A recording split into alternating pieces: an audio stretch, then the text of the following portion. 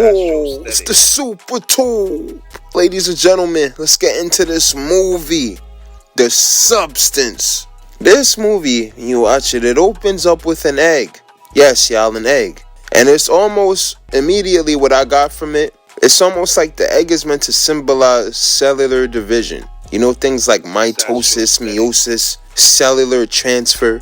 But except that egg represents consciousness, because consciousness transfer plays a big part in this movie. And remember that, y'all, because this egg is going to be very, very important soon.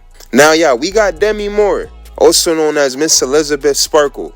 The movie opens up on her birthday, and yes, she is a superstar. We see her doing her daily Thai bowl.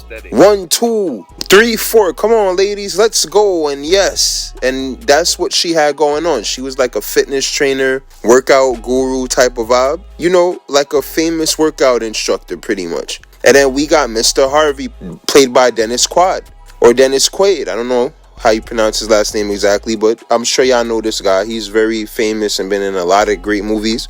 And this dude is your typical chairman. Steak eating, cigarette smoking, shrimp cracking CEO. It's Elizabeth Sparkle's birthday, and she's going into the bathroom, and everybody's wishing her happy birthday, happy birthday. She goes into the stall, and Harvey pulls in, and then he talks about replacing Elizabeth. So she overhears, knowing that she's gonna get dropped. And then yeah, she goes into the men's bathroom. Harvey pulls up, and then she overhears that she's gonna be losing her job. Now, as she drives home, she sees a poster with her face being taken down, and while she gets distracted, she gets rear-ended by a truck, and she wakes up out of surgery afterward. The main surgeon was a fan of her, right? And it looked like he wanted her autograph, but his assistant seemed a little bit sus. When she wakes up, the main surgeon, he talks a little bit and then he leaves, but his assistant, that is a weirdo. He's a bit sus. He starts squeezing on Elizabeth's spine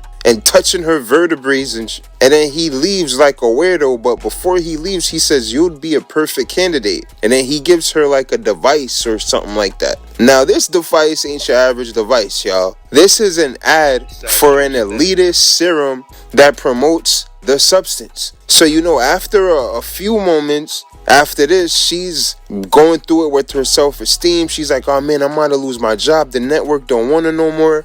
And then she eventually takes the serum. Hey, check this out. This thing is like a secret coded serum in LA or Hollywood. When she went to go get it, she had to crawl under a locker. She had to go in the trenches of LA to get this serum. And when she gets it, it's almost like an unboxing on YouTube, y'all. It got 1 step, 2 steps, 3 steps, 4 steps. You gotta take 1 day off and take it. And y'all, like, it just gets so murky here because you know that this is weird. Then she takes the serum. Now, y'all, this movie is about a lot of things. Self-esteem, self-appreciation, materialism, ageism, confidence, capitalism, and of course, beauty standards. Does the market appreciate age? A natural phenomenon that comes with aging and maturity. Is that appreciated in the real world? Now, essentially, she was fired because of this natural process we call aging. It's just something to think about. This serum, though,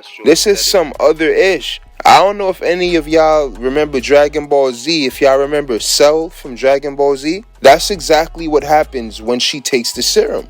And y'all, keep in mind that this serum is like time sensitive. She takes the serum and then Shorty deadass crawled out of Shorty back. Now y'all, let me run this back. She takes this activated serum and then her younger self crawled out of her back like Cell from Dragon Ball Z. When I saw that, I was like, oh, that's why the doctor was touching on her spine like that, telling her she's a perfect candidate. When she takes the time serum, she becomes Sue. So she's not Elizabeth Sparkles no more, she's Sue. Her consciousness transferred to Sue. And she revamps that fitness show that Elizabeth Sparkles got fired from and becomes a leading name in morning television. Now, in the midst of all this, she meets some guy that went to her high school named Fred. And he gives her a dirty business card that fell on the floor. And remember this for later. As expected, she starts overdoing it with the serum. And remember, it's time sensitive. So every week she has to alternate back to her original body. And listen, remember how she was originally Elizabeth Sparkle? Elizabeth Sparkle's body is lying on the floor the whole time. And she stitches the body up, and she has to feed the body a food supply by injection to keep the original body alive. America, this is dirty, grotesque work, bro. This movie is dirty, man. She had the body on the floor. She had to stitch it up, do a whole surgical procedure on it, straight dirty on camera. Now, sometime after this, she becomes a leading name. The girl Sue, she becomes a leading name on that fitness television segment. And she also been heavy off the substance, y'all. Harvey makes it seem like her show got canceled, and then Harvey really tells her that she got promoted. And then he offers her the New Year's primetime show, which has 50 million viewers. So as you could imagine, Sue is becoming a star, but this is only because she knows what Elizabeth knows, right? And because they're essentially the same person. Now, yeah, this is where things start happening and it start getting crazy. Elizabeth starts aging because she's not following the recommendation of the black market supplier. And Shorty's finger and her hips, they start looking a bit crazy. Now, y'all remember how it's two of them. Elizabeth starts hating on Sue when she transferred her consciousness back, forgetting that they actually share a consciousness, which brings us to another theme in this movie, which is conscious transfer or consciousness transfer. Remember that movie Transcendence? A lot of these movies that have been coming out and playing with that consciousness transfer theme. And technology also plays a big part in this as well. And this is also highlighting aspects of body dysmorphia and self-esteem and perception and all of these things. And keep in mind, y'all, this movie is super duper dirty and grotesque. Absolutely gory, straight dirty. I wouldn't want to put any scenes from this because of copyright and because these scenes are just straight old dirty and gory, man. But see, remember there's rules, and the black market dealer told her, make sure you follow those rules, and she was breaking them a little bit. And this affects her the next time she transfers her consciousness. Now, in the beginning of the movie, Harvey gave Elizabeth the going away box with a recipe book. And Elizabeth felt the need to watch Sue do a late night talk show, and she goes on a cooking binge with the recipe book. Now, y'all know when you have like Thanksgiving, and it's that one Thanksgiving when your grandma starts wilding and she makes you and all your cousins everything that y'all wanted her to make? Elizabeth ran through that recipe book and made everything in the Bumbleclot book to stifle Sue the next time she transferred consciousness. Now, this is where it gets even more crazy. She eventually gets pissed off with the gig and asks the dealer for the termination serum. And listen, Elizabeth was hating. Elizabeth Ola was hating, alright? She then gets Sue's body and she tries to inject her with the termination serum, but she terminates the process halfway through. She stops and eventually resuscitates Sue, but Sue beats her ass in an extremely gruesome, horrible scene, y'all. Like, yeah, she took her out. Alright, Elizabeth was trying to take out Sue, and then Sue then she was like, wait, she didn't want to do that. Because remember, the New Year's show is coming up. When Sue gets up, she takes out Elizabeth, and then afterwards she regrets it because she forgets that they share a consciousness. That's why it's like they're hating and they're one. That's what the dealer was trying to tell them. Stop hating. Like, you're supposed to be working together. Y'all are one consciousness with two bodies. It's crazy. It gets even more nuttier. That New Year's party that Harvey invited her to, remember, she still has to deliver on that. But remember, Elizabeth hit her with the termination serum. Now, when she gets to the New Year's Eve show, her teeth start dropping out. They start dropping out her being. Her ears start walling. And there was this one scene where Harvey pulls up with some of his good old boys and he asks her to smile. But remember, y'all, Shorty got missing teeth. She runs back to her apartment and then she repeats the whole cellular cell process again. And then Shorty crawls out of Shorty's back. But this time something crawls out of Sue's back. And look, you're not supposed to do that, right? You're supposed to follow the rules with this thing because you already manipulating your body anyway. And when she does this, she becomes a bumbleclot, monstro, Elasu. Yo, oh my God. Yeah, this is one of the ugliest things I ever seen on TV. When I saw that, the monstro, Elasu, I was like, yo, I don't know how to pronounce your name, but yo, you Oh my God, that was so repulsive. And when we say repulsive, I mean like, y'all, like I literally couldn't look at the screen. I had to turn the other cheek. Shorty was looking crazy. But y'all, when Shorty crawled out of Shorty back, I was befuddled. I couldn't believe it, America. Now, the Bumbleclot monster, as expected, she goes to the New Year's Eve party with a picture of Sue on her face. And then the crowd is looking like, yo, what the Bumbleclot is that? What a Rossclot? Ew. And then a dude pulls up and whacks her upside the head, and then her head kind of falls off and he knocks her bean off. But remember, y'all, when she transformed, she had like a whole other head there because she's a monster. It's like the Hunchback of Notre Dame, but this thing is ugly. And look, the Hunchback of Notre Dame, he's not the best looking type of, but yo, she make that look like a star, okay? It was repulsive. Now, after the dude hits her, everything just falls apart. Her arm explodes and gets all over the crowd, all of the blood and bodily fluids, and her face is exposed, y'all. Somehow, the face makes it over to a Hollywood star that says Elizabeth Sparkle, and then it eventually melts, and then she becomes a puddle on the floor of bodily fluids. It's just a pile of blood on the floor, y'all. This thing is gruesome and nasty. Now, y'all, check this out. The next day, remember how her face went over on the star, right? The next day, somebody just polished over her face and cleaned up the blood, and that was it. Look, all of that for nothing.